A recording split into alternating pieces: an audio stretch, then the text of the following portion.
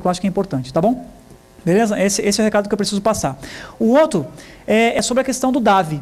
Ok? Nós temos um documento aí, e eu acho que a maioria que já deve ter homologado o PAF já, que é o DAV, que é o que você me comentou do orçamento, perfeito? Então, o DAV, ele é diferente da pré-venda. O DAV já é um orçamento, tá? E como tal orçamento, na maioria das vezes, ele é impresso, né? Porque o cliente quer levar isso impresso, ele quer ter... Exato. E aí, para ser impresso, a gente não vai entrar aqui no detalhe da curvatura da página, mas você pode imprimi-lo, aqui na Bahia pode no ECF também, não pode? No ECF, numa folha de até A5, né? Ou não? Ou vocês não aceitam aqui? Pode colocar aqui não, numa né? mesma máquina. Não, né? Você pode colocar numa mesma máquina no TOPAF, não pela impressora fiscal. Você pode ter duas impressoras, uma fiscal e a outra lá. Uma LX300, por exemplo, aí eu consigo emitir lá. Exato. Isso. Então, é que o PAF, ele regra que você pode... O PAF, tá? A lei do PAF diz que você pode imprimir o orçamento em 2 locais. No relatório gerencial da impressora, isso está muito claro lá no PAF, você abre o gerencial, tem um layoutzinho de cabeçalho, tem um layoutzinho de rodapé, certo? Que precisa ser seguido isso, e você coloca lá os dados que você precisa para aquele orçamento ou aquele documento auxiliar de venda. E a outra forma é numa impressora não fiscal. Embora a gente fale em impressora não fiscal, não é aquela mini impressorinha que parece com o ECF, não. Tem que ser uma impressora maior, de folha maior, correto? Até porque o tamanho do papel exigido não tem como ser uma impressora não fiscal dessa térmica. É de no mínimo A5, que diz lá o PAF, né? De no mínimo tamanho A5, ok? Ou seja, A5, A4, tá? Então não pode ser um tamanho que confunda com cupom, né? O cara acha que aquilo ali é um cupom fiscal, perfeito? Então o orçamento você pode usar uma impressora auxiliar para isso, tá? E como é que eu faço para imprimir o DAV? É muito simples. Numeração sequencial, você precisa ter, você vai armazená-lo, parecido com a pré-venda, e tem uma regra que diferencia muito claro o DAV da pré-venda. O DAV, que é o documento auxiliar de venda, que você vai usar para orçamento, ele não é obrigatório virar cupom fiscal. Perfeito? Não é obrigado, porque é um orçamento, né? Você não sabe se vai virar cupom fiscal ou não, tá? E também não pode ser excluído. E não pode ser excluído, tem que ser armazenado, ok? Lá com sua numeração sequencial. Aí algumas perguntinhas interessantes, olha só. Jorge, o cliente chegou, eu fiz um orçamento, beleza? Então eu fiz um DAV. Esse DAV pode virar uma pré-venda? Pode. Exato, pode, né? Ok? E essa pré-venda, virou pré-venda, já era, vai ter que virar cupom, né? Cancelado ou oficial, perfeito? Eu tive um problema um questionamento de uma empresa de centro automotivo, onde tinha o DAV, mas o DAV era um objeto logístico da empresa, não chegava para a mão do cliente. Não era um orçamento em si, né? Então, existia o DAV, mas quando o cliente solicitava uma troca de pneu, um balanceamento, que ele ia no caixa, ele não levava aquele DAV. Então, ele teria o DAV e uma pré-venda. O DAV, nesse caso, era transformado em uma pré-venda. Perfeito. Então, o DAV ele era realmente um documento auxiliar. Auxiliar. Não um orçamento em si. O DAV eles utilizavam para... O vendedor tirou um DAV e aí era para controle interno da... Entendi. O cara chega lá no almoxarifado, pega um pneu, aí ele entregava o DAV lá. Entendi. Então, ele utilizou nesse nível. Então, legal. Era um DAV, mas pela logística que ele usava, acabava transformando numa pré-venda. E uma pré-venda. Mas aquele DAV ele guardava também, ele não podia eliminar, também, certo? Legal, é uma experiência boa. Obrigado por compartilhar. Aí tem uma outra, que é a seguinte, o cara fez um DAV. Esse DAV pode virar direto um cupom fiscal? Pode. Pode, né? Perfeito? Pode. Então eu posso. Desde quando tenha lá na informação do mensagem campo, promocional, DAV e o número DAV. Que gerou o cupom fiscal. O DAV é responsável por aquele cupom fiscal, lá certo? Na primeira linha, coluna. Perfeito, ok? Simples, né? Então o DAV ele segue algumas regras diferentes da pré-venda, ok? Nem sempre ele vai virar cupom fiscal, perfeito? Ele pode virar um cupom fiscal direto, sim ou não. Ele pode virar uma pré-venda, tá bom? Oi? Ou pode não virar nada, exato. Só um cara chato que foi lá para pedir preço e você teve que entregar um negócio pro cara e acabou. Aí você pode também botar um prazo de validade para não ficar o DAV solto lá, um monte de DAV pendente, você pode cadastrar. Exclui alguns itens do DAV e você manda isso já para a emissão do cupom. Esses itens cancelados, obrigatoriamente, devem ser impressos no cupom como item cancelado? Você cancela onde? Ele deixou com o status de cancelado no DAV. Você cancelou o DAV? Não, ele cancelou, ele colocou o status de item cancelado.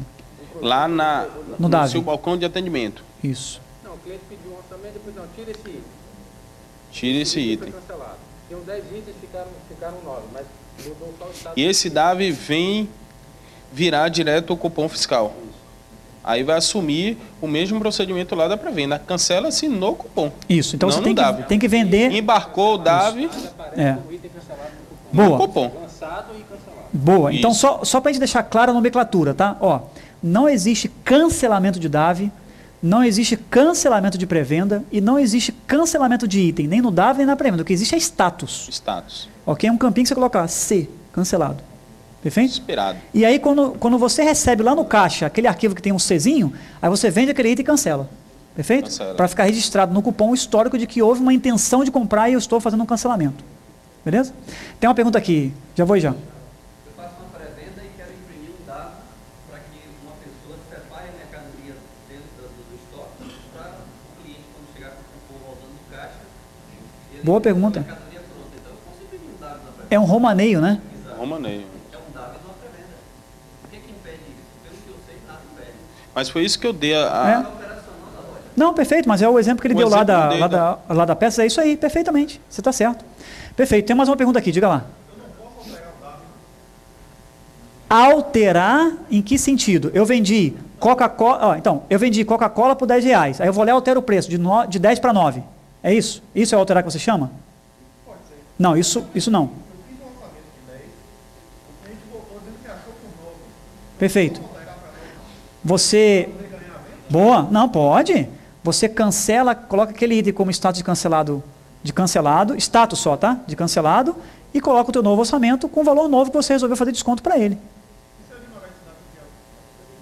Então... Não, então, boa. Essa A legislação tua... não fala. Essa tua pergunta é boa. O PAF ele não prevê esses testes assim, deixa eu ver se o cara vai ignorar o DAV, né? É. Entendeu? A gente não tem, a gente, né, como se eu tivesse feito o PAF, mas a legislação do PAF não tem esse teste aí. Então, esse é uma porta que está aberta. A legislação não diz. Mas, meu conselho, não faça assim. Porque isso pode gerar dubialidade de entendimento num fiscal que vai lá no teu PDV fiscalizar e talvez não é um cara com tanto conhecimento como eles têm aqui de PAF, pode entender que você tem a intenção de omitir dados fiscais, entendeu? Eu te aconselharia a deixar claro, não, isso aqui, ó, eu vou cancelar esse item e vou vender um novo com desconto para você, entendeu? É uma linha só, não vai fazer muita diferença. Pode, aí não precisa Desconto total alterar o DAV, pode, ele pode dar o desconto total no pode. cupom. Perfeito, está aqui, ó, tem uma solução aqui. Você pode dar um desconto no total do cupom e aí já afeta aquele valor lá. O único problema do desconto no total do cupom é que esse desconto vai rateado para as alíquotas também, entendeu? Então se tem alíquotas diferentes ali, me complica um pouco a vida fiscalmente, né? Diga lá. Não, é que o DAV não tem obrigação nenhuma de ser Não tem vendida. obrigação de vender. É isso que a sugestão... Armazena ele. A sugestão é que você Mas dê uma não é. validade ao DAV e que passou daquele prazo ali, você mude o status dele para expirado, por exemplo. Isso, mas a pergunta dele é assim, fisicamente, né? Lá no meu HD, consumindo bytes, quanto tempo ele tem que ficar lá, não é isso? É por 5 anos, né? Que é o prazo de validade fiscal que você tem que armazenar o DAV, né?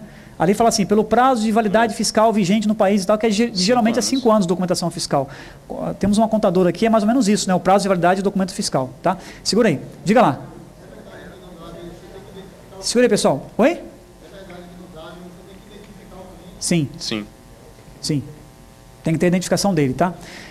Foi respondida a tua pergunta? Não. Eu fiquei aqui com o lado esquerdo do cérebro pensando se a gente conseguiu resolver o teu problema ou não. Então, é que... Não pode, mas o que eu preciso entender é o que você chama de alterar. Você alterar depois Entendeu? que você fechou o DAV? Não. Não, isso não. Não, mas você pode adicionar um desconto. Você pode adicionar um item, que aí ele não está alterando, correto? Ele está adicionando valor, ele está adicionando novos itens àquele orçamento do cara. Isso aí ele pode fazer. Aí está alterando. Não, alterar a linha não. Alterar a linha você não pode. Ok? Alterar o item não. Exato. E status, é o que ele disse aqui, é status.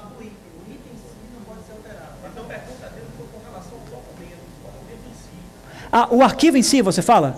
O arquivo em si? O arquivo em si não pode. Ele não pode. Não, o pode arquivo em incluir, si não pode. Não pode. Não, se você finalizou, não pode. Se ele está aberto, você está trabalhando, não pode. ok? Porque você está ainda montando ele, né? Ok? Perfeito. O Davi não. Fechou. E o Davi gera aquele documento lá previsto, um layout específico, e a pré-venda não. Boa. Boa. Você tinha uma pergunta também, né? Segura aí, pessoal, rapidinho. Oi? E 11? Não, só PAF.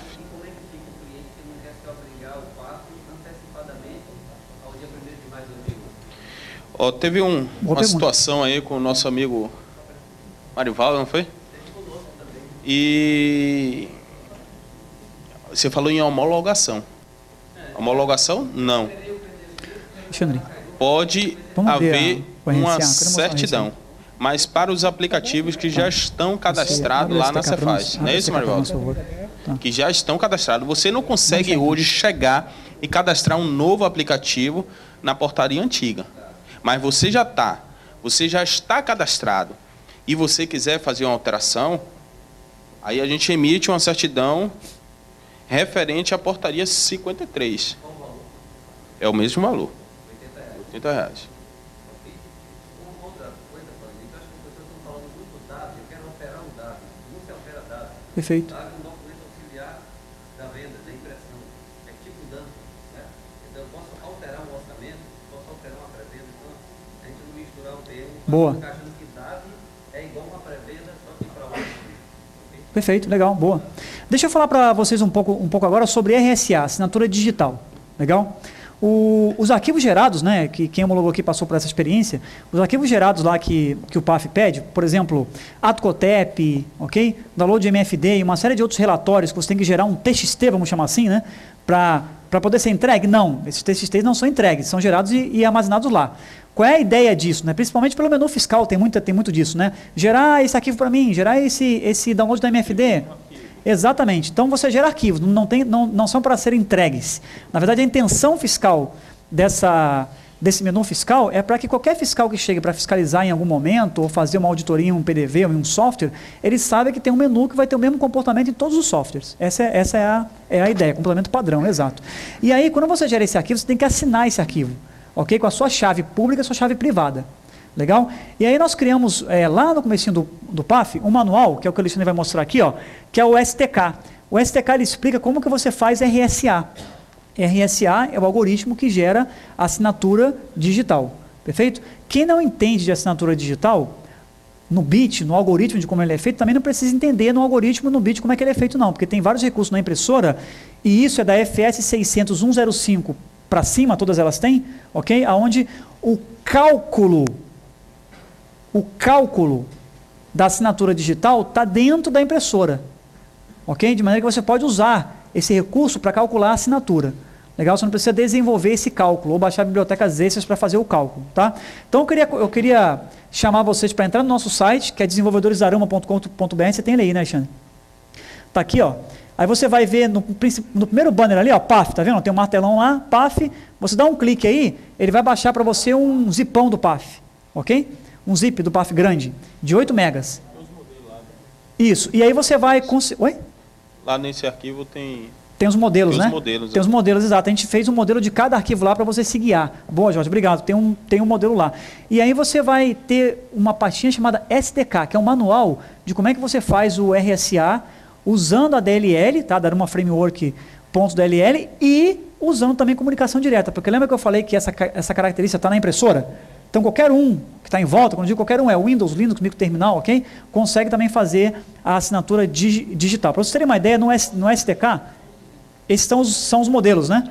O modelo. Agora, só lembrando que tem alguns arquivos aí, que lá tem uma exigência que tem um nome específico. Perfeito. Que aí você deu como Sintegra, SPED, e aí muitos vê isso aí e coloca gerando com esse nome. Com esse nome, né? Chega ali lá, foi um modelo, legal. Eu vou colocar um readme ali dizendo não usar este nome. Não usar esse nome, Deixa eu mostrar para vocês aqui o STK agora. Vamos no STK lá, Alexandre, para nós? Ó, se você rolar um pouquinho mais para baixo, você vai ver que ele diz onde é que você faz a chave pública e privada. Tá aqui, ó. Esse é o aplicativo que gera a chave pública e privada, tá? Para você. Ok? Então você não precisa comprar, pagar um certificado, Certify, VeriSign, ok? Você consegue usar uma aplicação livre que vai gerar chave pública e privada. Aí você manda essa chave para a impressora,